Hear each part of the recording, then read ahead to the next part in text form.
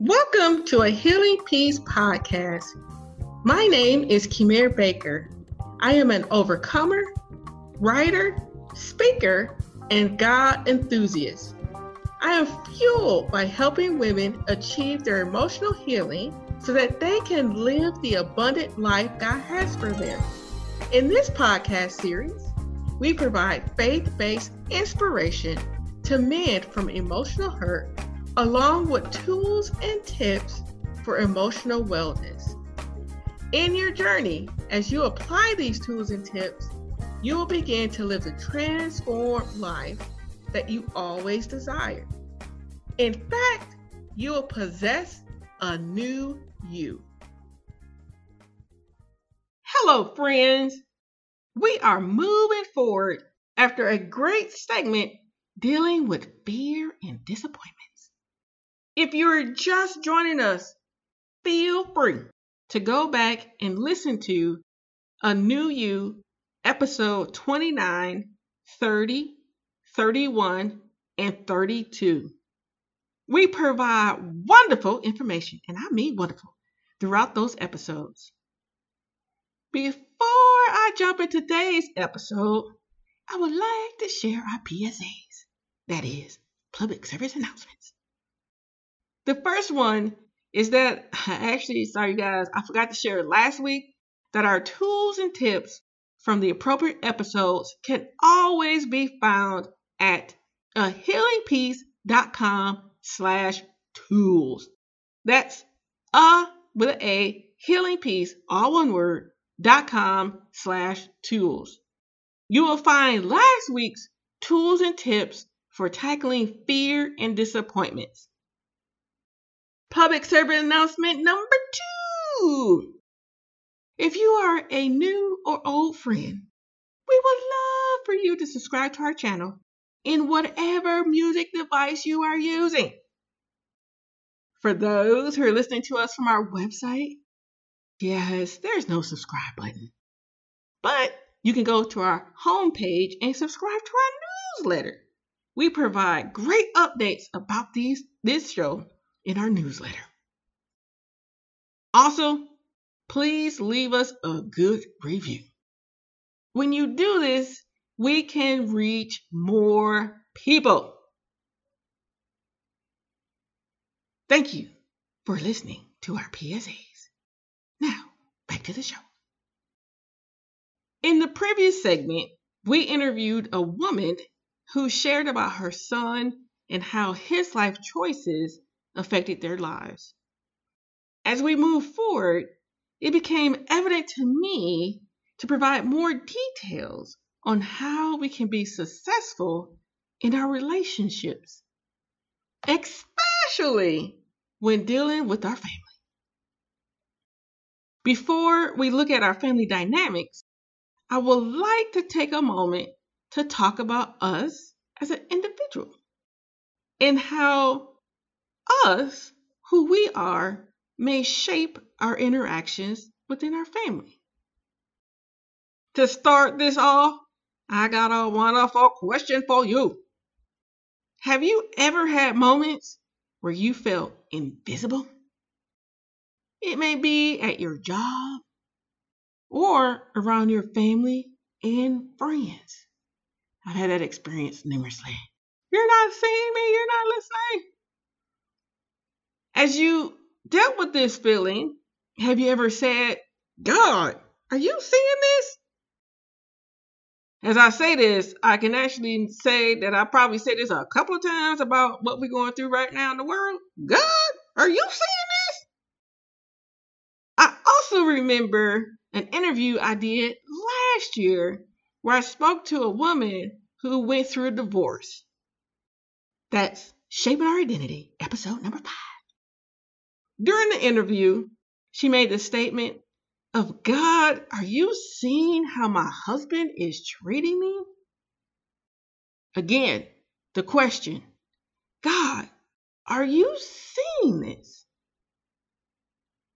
Well, you guys do know I like my stories, and I do not want to disappoint. Therefore, I got a story for you. Here it goes.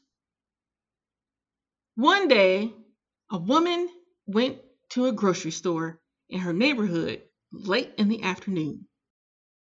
It was an odd time to go to the store, but the woman created this new habit. She picked this time so that no one would bother her. But to make this work, she used her lunch hour. On those days, she would bring a sandwich to work. As soon as her lunch hour began, she ran out the door with her sandwich in hand. She ate while she took the local bus to the store. The bus ride was easy. Exactly at 12:03, the bus will be outside her job's office. And you know what? Again, while she was on that bus, she'll eat her sandwich, and 5 minutes later, she was at her local grocery store. Because she had to return to work promptly, she had her grocery list in hand and quickly made her rounds throughout the store. She normally did not speak to anyone as she had limited time. She did not want any distractions to keep her from walking home to drop off the groceries and make it back to the bus to complete her lunch hour. Again, she did not have time to spare as her boss would quickly reprimand her for being late. Anyways, this time around, while she was in the store, she noticed a man. Now, the man stood out. He was not at all a person from the neighborhood. This was very obvious because he looked completely different than anyone else. She couldn't help but stare at him. What was he doing here? Surely he must be lost. But she couldn't help herself, so she began to walk by him. And as she walked by, he asked her, "Please, can you get these cans of beans from the top shelf?" He stated, I just cannot reach them." She stared at him once more. She then responded, "Man, I understand what you are asking, but I do not know why you are asking me for it. Your kind never talk to my kind. I really don't know how you got here in the first place." The man smirked and he said, "If you knew who I was and what I could provide for you, you would ask for what I could provide instead of why am I here?" The woman thought to herself, do I know him? Is he famous? Did I learn about him?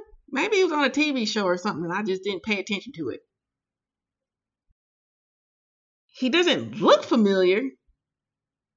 How would I know who he is? Perhaps this is a practical joke. So she started turning around, looking to see if somebody was filming her.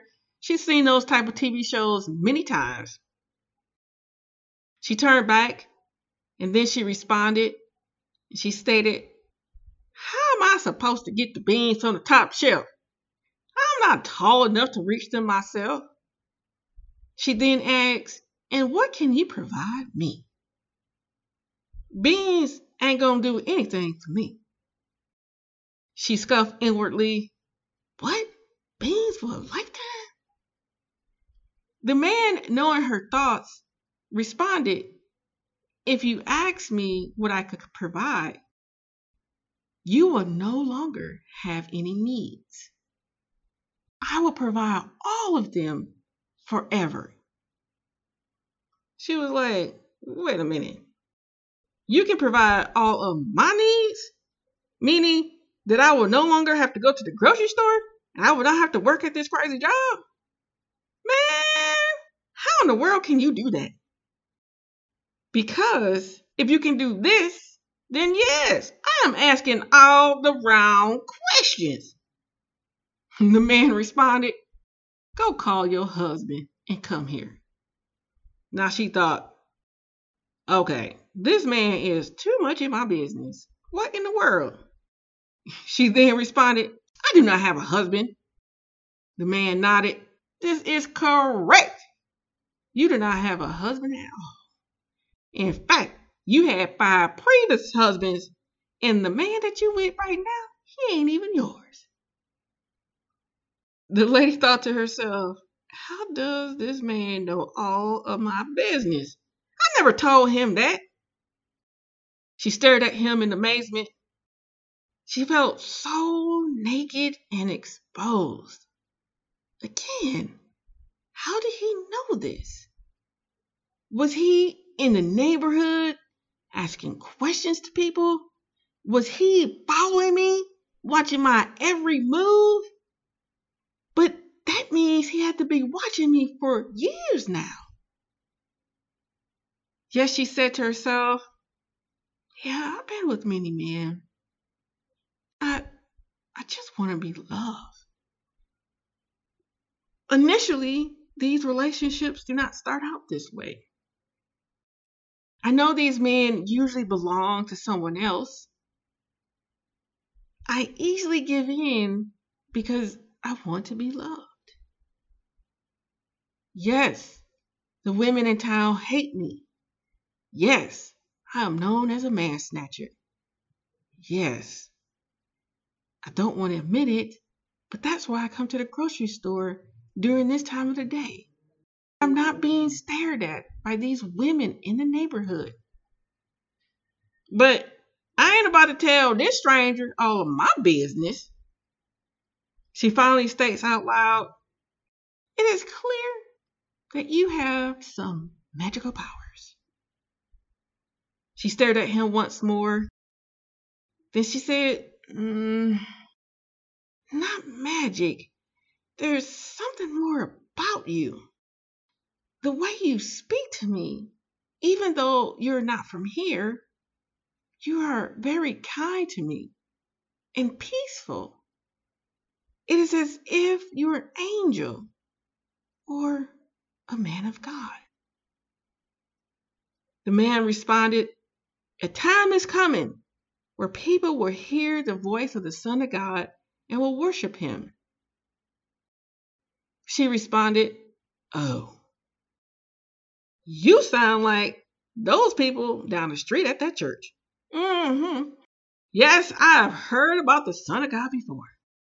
But they say when he returns, then he will tell us all things. The man responded, I am he. She stared at him once more.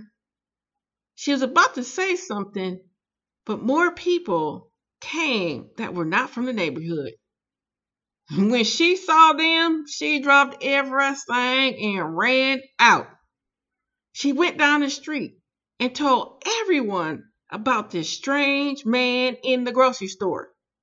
She told them that the man told me all these things that I have done. As I read this story, some of you may think to yourselves, yes, this sounds familiar. Yes, it does. I do love the theatrics. This is the story of a Samaritan woman in the Bible. You can find it in John chapter 4, verses 7 through 45. There are some key elements that I would like to highlight. First, we are seen by God. In the beginning, I asked you if you ever felt invisible, or if you asked God if he was watching. In this story, it is clear that God watches us. He knows our deepest thoughts and secrets. But as seen through Jesus, that's Jesus and God, are not afraid to speak to us. Jesus initiated first with the woman. He gently approached her and asked for something. He was getting her attention. And getting her attention, it's clear that even when we're not doing right, or when we are afraid to approach God because of the things that we've done in our lives, or even we're afraid to approach God because of all the things that's going on around us. Not once do you see Jesus pull himself back and state, "I'm going to not talk to this woman." He initiated. And not only did he initiate, but he reveals that he is not limited by culture, economic status, race, or anything else. At the end of the day, Jesus will approach us with kindness and peace. But not just kindness and peace, he also calls us to seek the Father and worship him in spirit and truth. It is as if Jesus is saying, "I know, daughter, that you want to be loved.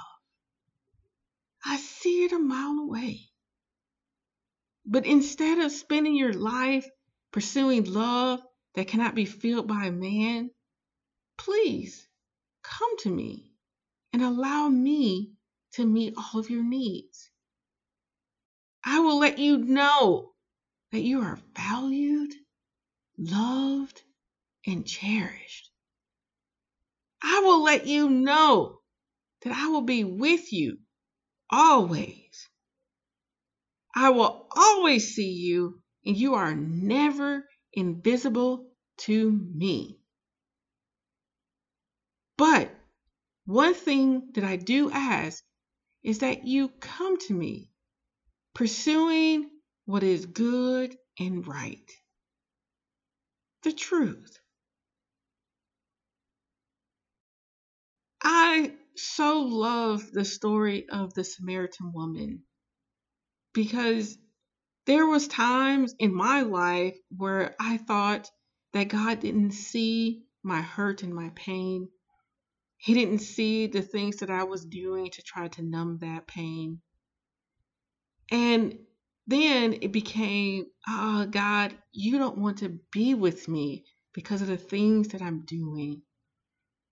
And so when I read this story about the Samaritan woman, and as I share it with you guys, one of the things that was so clear to me was that Jesus initiates, and Jesus wants us to be with him regardless of what we've done. He's saying, "Come to me and I will meet your every need."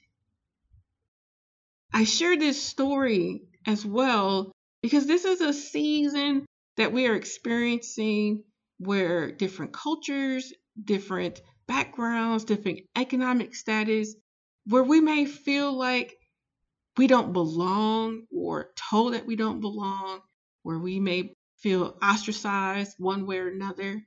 But unlike what we experience from other human beings, Jesus is not them.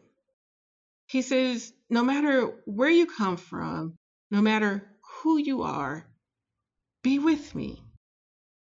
And one of the things that I shared a while ago in a different podcast, I talked about how women want to be loved. And Jesus, in his approach with her, he identifies that need. He lets her know that I see that you want to be loved, but the way that you're going about it is causing more harm. And how many times can we say that in our relationships, not only with our significant others, but with our family members? It's like, "Hey, I just want you to see me, hear me, and love me." And so I just want you guys to know that you are visible to God. I want you to feel encouraged in knowing that he wants to provide for your needs. And yes, when we understand this, that he is with us, it does give us the strength to deal with our families. Because we know, man, we need some help sometimes with our family. And that's what we're going to do. Next week, we're going to talk to another counselor, and she will provide some good tools and tips of how to communicate within our family structures. Because I know that we've been here for a while in this pandemic. You're like, oh, you're getting on my nerves. But come back next week so you can learn how to embrace one another despite being so close to each other. See you next week.